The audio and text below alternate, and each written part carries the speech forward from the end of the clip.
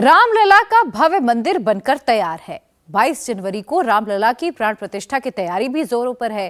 विरोधी ये कह रहे हैं कि मंदिर का पूरा कार्यक्रम बीजेपी ने हाईजैक कर लिया है। न्योते को लेकर तरह तरह के आरोप भी लगाए जा रहे हैं। इसमें सच कितना है?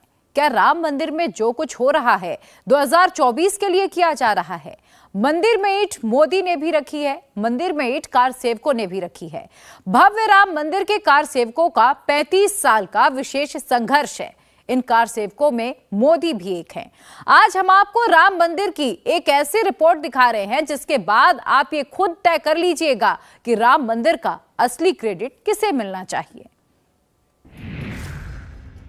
पीएम मोदी ने नहीं, किसी और ने रखी थी राम मंदिर निर्माण की पहली ईंट। मंदिर निर्माण में कार सेवकों की कितनी है भूमिका? राम मंदिर की पहली ईंट से आखिरी ईंट तक की क्या है कहानी?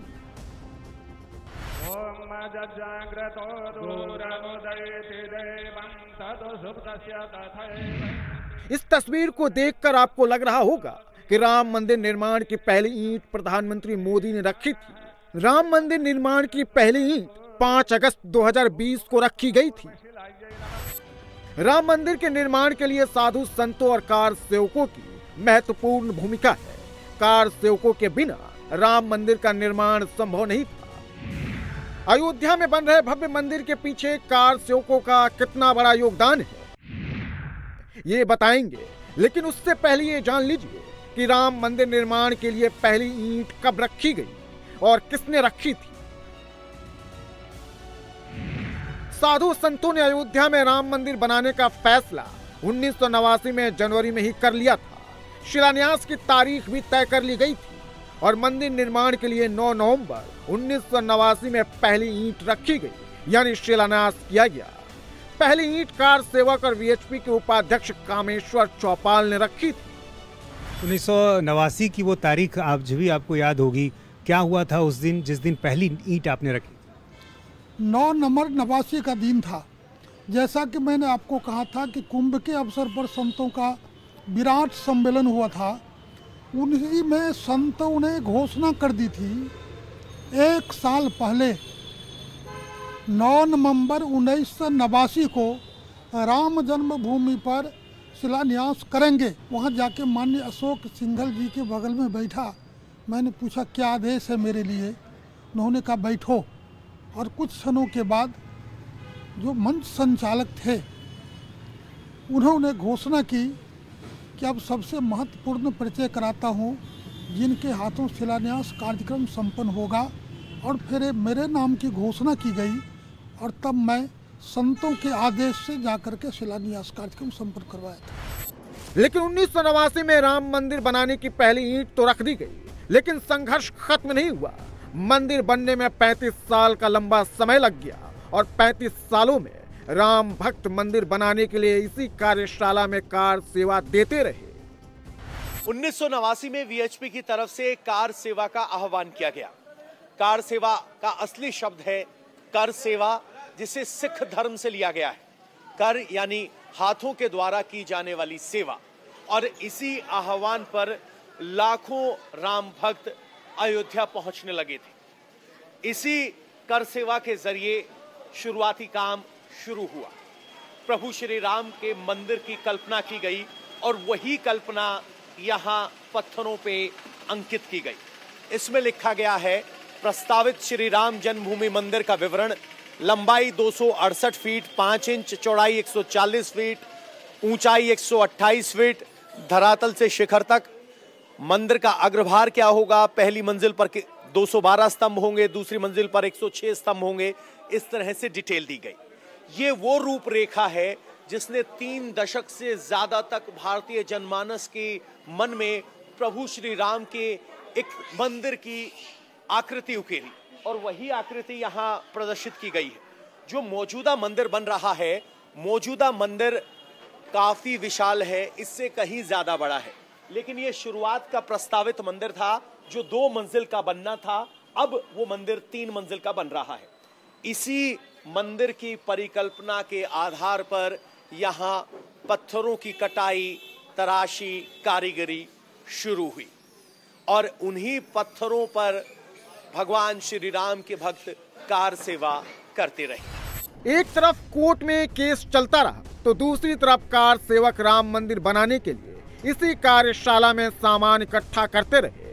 जय श्री राम लिखी हुई ईंटें आज भी यहाँ मौजूद है, जो उस समय लाखों कार सेवक पूरे देश से राम मंदिर निर्माण के लिए पहुंचे थे। हालांकि इनमें से लाखों ईंटों का इस्तेमाल मंदिर निर्माण में हो चुका है। जय श्री राम, इस तरह से राम नाम लिखी हुई ईंटें वीएचपी के आह्वान से पूरे देश भर से इकट्ठा की गई थी।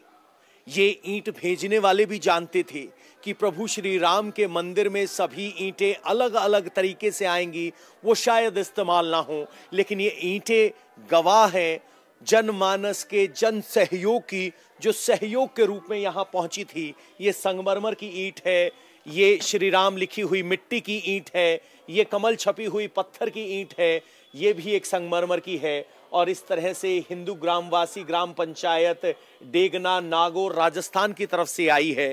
तो अलग अलग इलाकों से लाखों ईंटें प्रभु श्री राम के मंदिर के लिए जन आंदोलन के तहत अयोध्या पहुंची थी। इसी कार्यशाला में मंदिर की रूपरेखा यानी डिजाइन तैयार की गई। इसी कार्यशाला में मंदिर का स्तंभ बनाने का काम शुरू हुआ। पत्थरों की नक्काशी की गई। चूंकि जगह की कमी के कारण नक्काशी का पूरा काम खुले में हो रहा था, तो समय बीतने के साथ साथ बारिश के कारण पत्थरों पर काई जम गई, तो धूप और धूल के कारण उसका रंग भी चटक गया, जिसकी सफाई कर इन स्तंभों को मंदिर निर्माण में इस्तेमाल किया जा रहा है। इन स्तंभों का निर्माण 90 के दशक में शुरू हो गया था। ये स्तंभ इसी तरह खुले आसमान में 90 के दशक से बने रहे और इन पर चढ़ी हुई ये कालिख बीते हुए वक्त की गवाही दे रही है।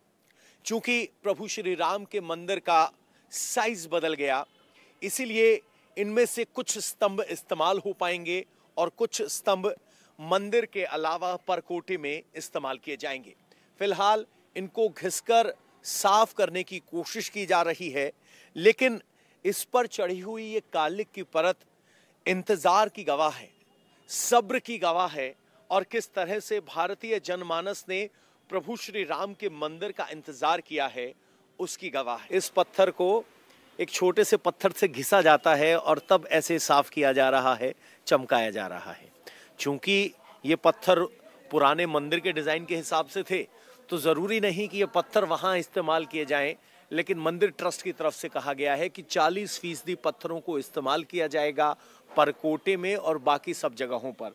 इस तरीके से इन पत्थरों को साफ किया जा रहा है और इन पर हो रही घिसाई के बाद जो पत्थर निकल कर आ रहा है वो बता रहा है कि इन पत्थरों ने भी राम मंदिर में या कहें कि राम दरबार के द्वार तक पहुंचने के लिए लंबा इंतजार किया है। बीएचपी और लाखों कार सेवकों को भरोसा था कि एक दिन भव्य राम मंदिर बनकर तैयार होगा, जिसका सपना अब जाकर साकार हो रहा है। मंदिर को भव्य और अलौकिक बनाने के लिए ही दिवंगत बीएचपी नेता अशोक सिंघल ने सोमपुरा परिवार से 27 मई 1992 को समझौता किया था और उसके बाद अयोध्या के कार सेवकपुरम में मौजूद कार्यशाला में पत्थरों को तराशने का काम शुरू हुआ।